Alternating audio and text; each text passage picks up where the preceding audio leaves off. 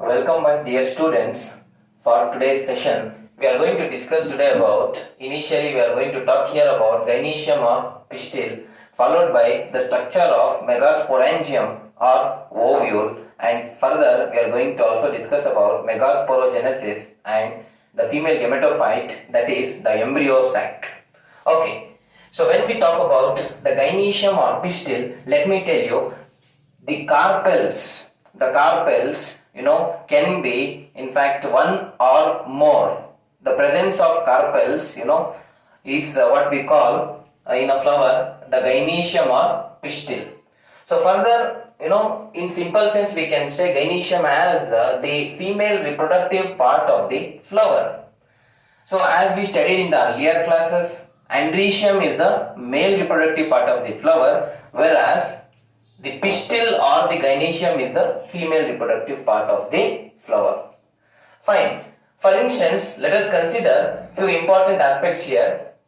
Let us say hibiscus. This is the hibiscus carpel where we can find stigma, style and ovary. Here the carpels will be fused. Carpels will be fused. What I mean to say, it will have syncarpous ovary. So, if the question is asked as to define syncarpous ovary, so how will you define? Now, syncarpous we can say rather pistil. So, we can say it to as the pistil which has the fused carpels in it. The carpels are fused as a unit. That is referred to as syncarpous pistil. Further, when we consider the example of papaver, for example, papaver. So we can say it will have the stigma, style and ovary as such, but here in fact we can find the carpels fused. Where the carpels are fused, again as I said you before, the syncarpous pistil we refer that to as, you can also find in the case of papaver. As we move ahead, we have one more important aspect to be discussed, that is apocarpous pistil or gynoecium. So here it is the type of pistil where the carpels are free. They are not united. They are free. They are not fused. That type, we can find it in the case of Michaelia. For example, we have an example, Michaelia. So these are few important aspects we need to understand with respect to carpel. So carpel can be one or many in the case of gynoecium, as I said you earlier. So gynoecium is the female reproductive part of the flower. So syncarpous ovary is where the carpels are fused. The apocarpous ovary or the apocarpous pistil is the one where the carpels are free. So these are few important aspects with respect to the gynoecium. Moving ahead, let me also tell you, we have style. So style is the slender. Slender here refers to a short stalk on which we have the landing platform, that is the stigma. So fine. Then we have ovary also. The ovary is the basal swollen part of the what we can say gynoecium or carpel. Fine. So now this will have inside it ridge-like tissue called placenta. So to the placenta the ovules are attached. Ovules can be one, as in the case of wheat, and as also you can find in the case of paddy and mango. It can be many, as we see in the case of for example watermelon, we have papaya, like that, even we can give example as brinjal.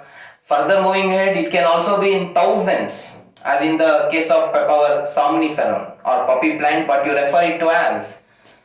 And even millions of ovules can be present, in orchids. So like this, our ovules are attached to the ridge-like tissue we call placenta. So these, let us consider this as placenta to which the ovules will be attached.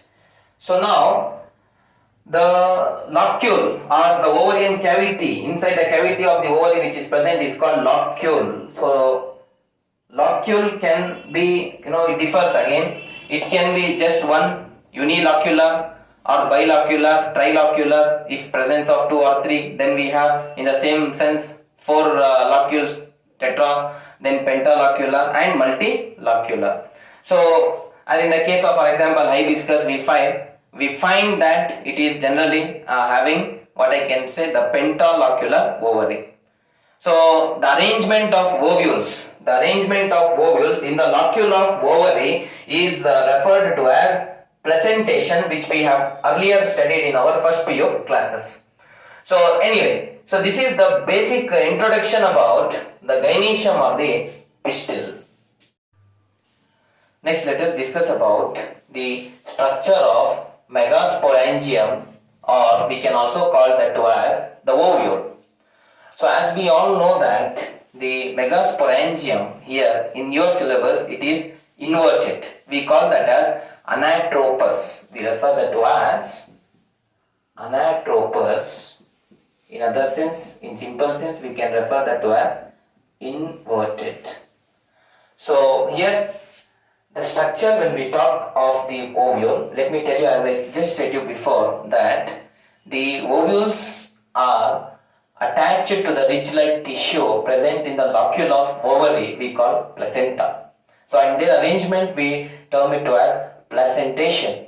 So here when we look into the actual structure, so it will have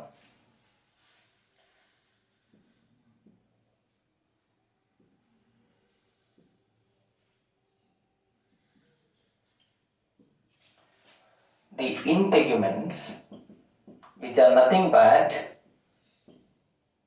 the walls of the ovule.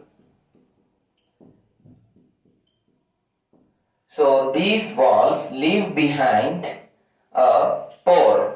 We call that to as micropyle.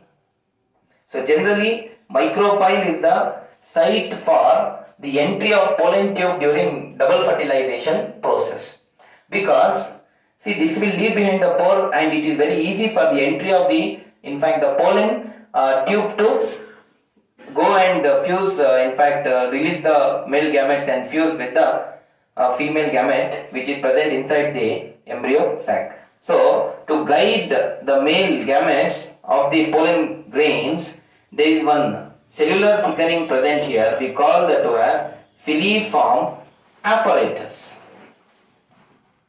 So which is necessary for us to understand. So let me tell you, my dear friends, that when we talk about the embryo sac, which is also referred to as the female gametophyte, it consists of different types of cells. So here we can find antipodal cells at the anterior end, and we have at the center the secondary nucleus, or it can also be referred to as the polar nuclei. Followed by this, we have two synergates at the posterior end, and just above it there lies a ovum or egg in simple sense. So ovum and synergids together we can say them to as egg apparatus. So further, the embryo sac is covered by the parenchymatous cells. They are referred to as the megasporangium proper, so or nucellars. We call them as megasporangium proper or nucellars. So they are parenchymatous in nature and they are very much necessary for the development of the female gametophyte called the embryo sac, in which the female gamete is developing, so that is called the egg or ovum. So further, the basal part of the ovule, actually as this is the inverted ovule, at the base with the structure which are present, it will go at the top. So at the top now, as it is inverted, we will have the basal part of the ovule called as chalaza.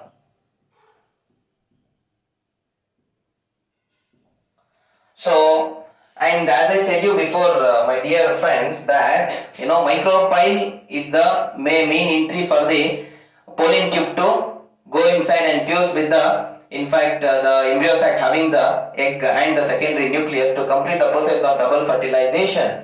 Anyway, other than the micropyle, we also have the integuments. The pollen tube can also enter from the integumental region, and further, even it can enter through chalaza region also. So, chalaza, integuments and the micropyle are the three important regions from where the pollen tube will enter the embryo sac and fuse with the egg and the secondary nucleus to complete the process of double fertilization. So, now let us say the ovule is attached to its stalk at certain region. Okay, the point of attachment of the ovule to its stalk. The stalk is here the funicle. Stalk is called funicle, and the ovule is attached to funicle by a structure called raphe. So raphe is the point of attachment of ovule. So further, at the point of attachment there is one scar. Scar is present. We call that as hilum. Scar, or in other sense we can say that as a mark. Mark is left over there. So this is the structure what we can say of the megasporangium, that we refer it to as ovule. As you have in your syllabus, that is anatropous or inverted ovule, we are discussing here. So dear friends, other than this we also have the different types. The ovule can not only be inverted, it can be straight. The what I can say, the micropyle, the what I can say here, the chalaza, all lie in fact generally in a single plane. Even the funicle will lie in a single plane. In the case of we have Anatropous ovule, the same way we have hemi-anatropous ovule, then the same way succinate and amphitropous. There are so many different types of ovule which are necessary for your competitive examinations point of view. Anyway, so further if I want to tell you, my dear friends, that most of the dicots as well as the monocot plants will have two integuments. The presence of two integuments, we can say them or refer them to as bitegmic. So what is bitegmic condition? The presence of two walls of the ovule, that is called the integuments, is what we refer it to as such. And further, in most of the higher dicots, in very much higher dicots, we can find generally even one integument, that is called unitegmic condition. In certain plants, for example, we have sandalwood and loranthus.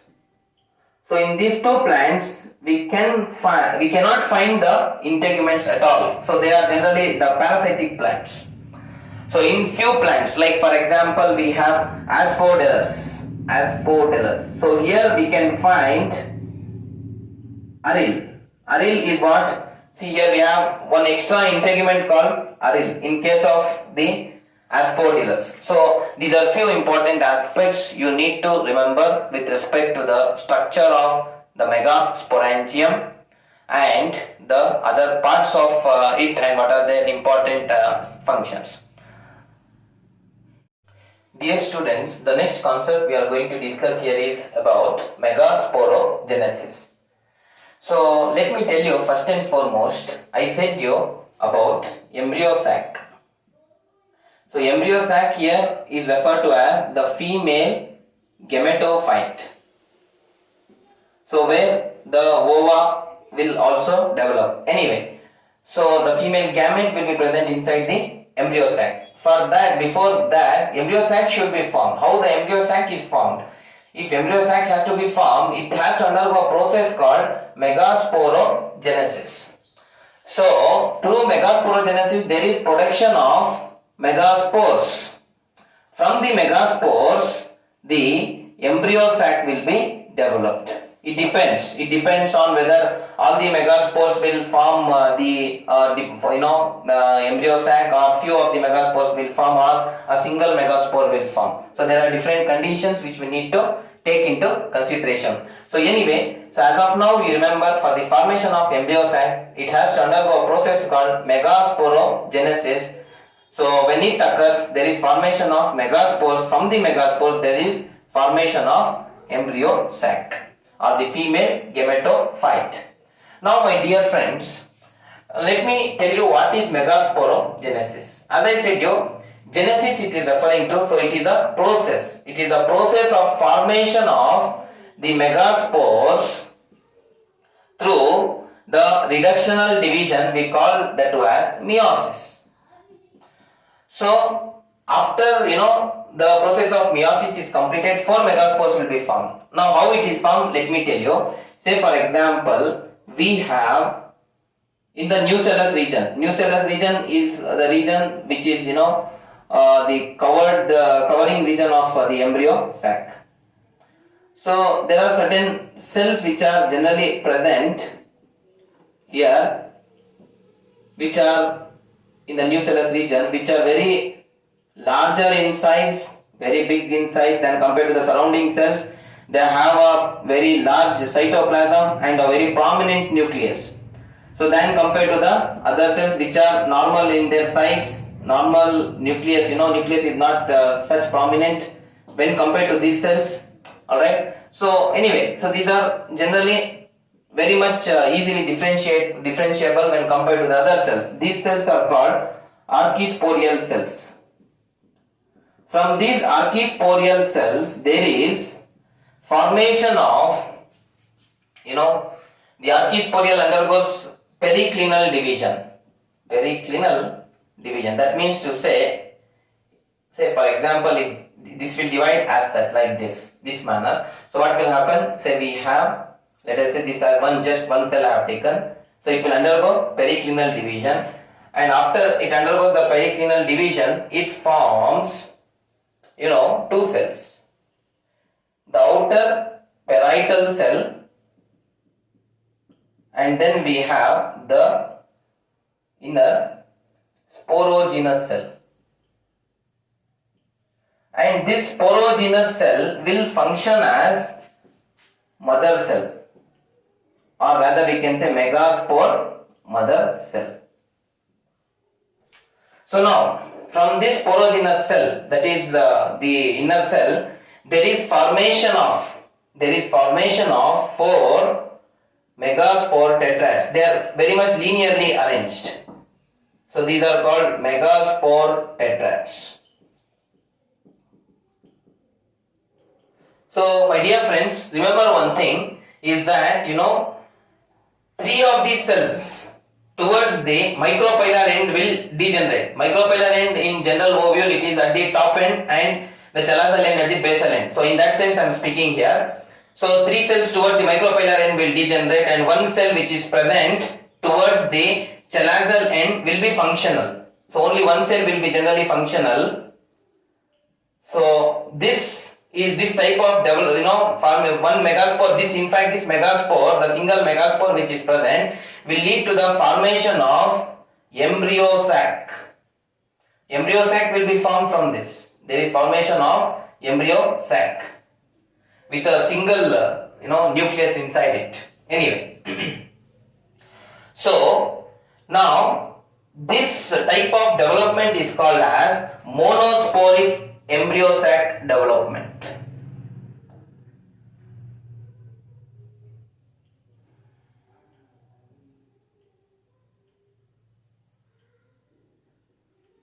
So monosporic, it is referring to a single, from the single spore there is formation of a single embryo sac. Though that type of development is called as monosporic embryo sac development. This is how the process of megasporogenesis occurs in most of the plants.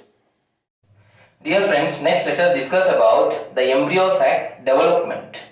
So embryo sac, as I said you before, is also referred to as the female gametophyte. So now, just before we discuss that, the megasporogenesis process occurs wherein there is formation of 4 megaspores.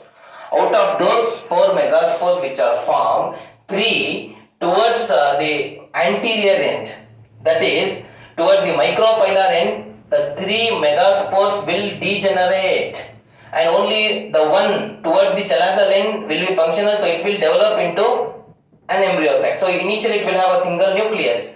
So this will undergo the mitotic divisions. So mitotic divisions will result in the formation of 2-celled, 4-celled and 8-celled embryo sac further.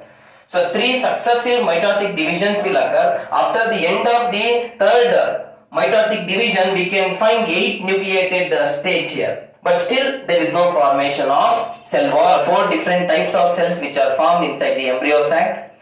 Towards the micropylar end, we have the synergids and the egg cell. So these together, as I said you before, are referred to as egg apparatus. And the synergid cells will also have certain cellular thickenings here, which are also referred to as the filiform apparatus. As I said you, what is the role of filiform apparatus? So it guides the male gamete towards the egg cell and for the fusion to occur, for the fertilization process to occur. Anyway. Then we have one cell coming from the anterior end and one from the posterior end. The two nucleus of those will fuse to form the secondary nucleus. And then further there are 3 cells towards the posterior end. They are referred to as the antipodal cells. So these are the 4 different types of cells and they are in different numbers. 3 antipodal cells. So 1 secondary nucleus, 4, and we have synergids 2, 6 plus 1 egg cell. So totally 7 cell.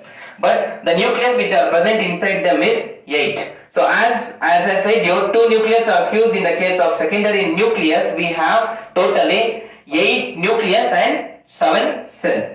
So after the completion of the embryo sac development, the cell wall will completely develop and it is a very proper embryo sac. And it is ready for the further ova and other cells are developed which are ready for the cell the further process of the fertilizations to occur. In fact, one more important aspect if I want to put across here is with respect to the ploidy of the cells which are present inside the embryo sac.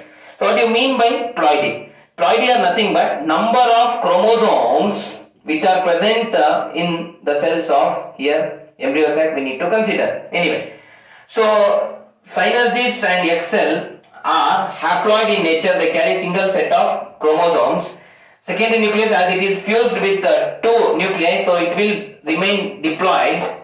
And antipodal cells also are haploid. So remember, so this is the ploidy of the cells which are developed inside the embryo sac. So as of today's session, all the important aspects pertaining to the pistil or the gynoecium and the further the megasporangium structure and also the embryo sac development and in fact even megasporogenesis you need to go through so that you will take down the points and make yourself perfect with the topic. Thank you very much.